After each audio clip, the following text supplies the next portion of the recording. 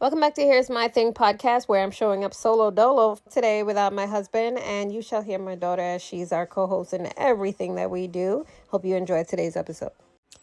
So I saw this thing on Instagram, and it was comparing millennials to baby boomers, to Generation X, Y, and Z. And the thing about millennials is that they've somehow been beaten into submission by society that tells them that they cannot be themselves and that there's a certain time and place for everything. And while that is true, there is a certain time and place for everything. The level of how much a millennial will inconvenience themselves just to make another person convenience is high. And I was talking to my husband and trying to figure out, like, when did we become so submissive in the workplace, in just society as a generation of people? And we were talking about when we were teenagers and how society taught us that being professional meant that you kind of shut up and take the abuse in the workplace. You kind of learn that the way in which that you're supposed to conduct yourself is a certain way in order to be taken seriously. I remember like practicing my handshake. It had to be a certain type of firmness so that whoever the boss is knows that I'm serious, and we overthink everything, right? The type of generational group of people that just super duper overthinks everything because we've kind of been groomed to overthink things and not be ourselves, right? And so what happens is that when we see someone else being themselves, it looks kind of weird. It looks kind of odd. Listen, I remember hearing gaslighting for the first time, and I'm like, oh my gosh, you're coming up with so many other things that I have to understand. And I'm like, wait a minute, I know what gaslighting is, right?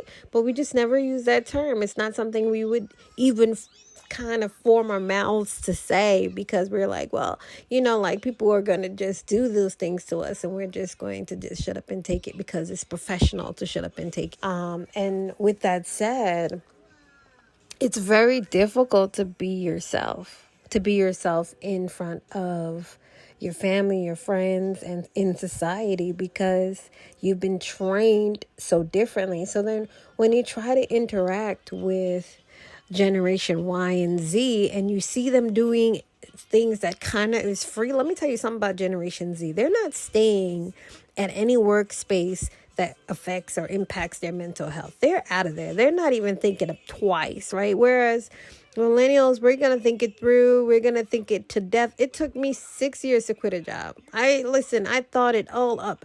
I'm trying to house hunt right now. It's taking me a decade to pin down the house that I want because I want to make sure.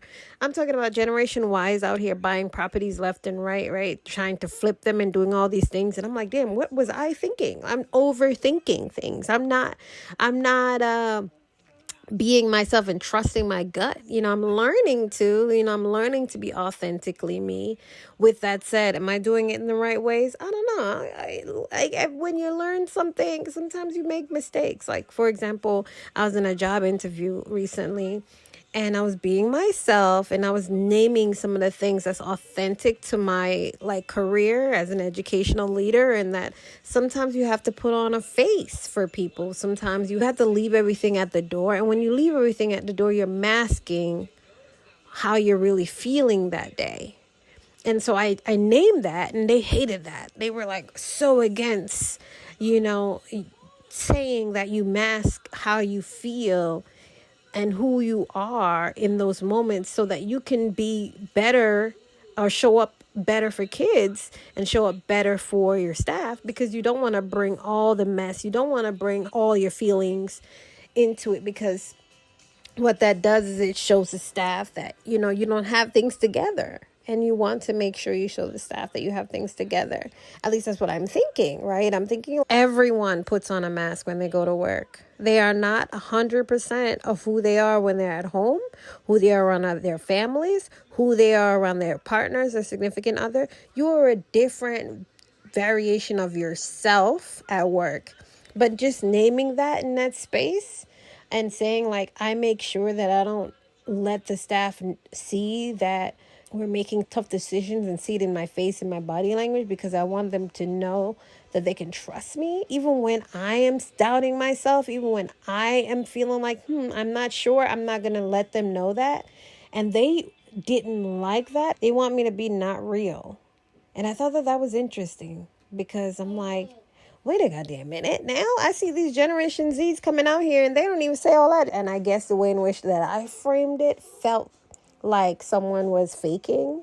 At least that was the feedback I got. And I wanted to say, let's be honest. You're sitting here talking to me and giving me feedback right now. You're not speaking in a manner which you would speak to your friends. You're not speaking in a manner which you would speak to your close colleagues at work. You're speaking to me as if I'm some stranger. And this is a mask. You are masking yourself, because that's what we do. It's called pleasantries.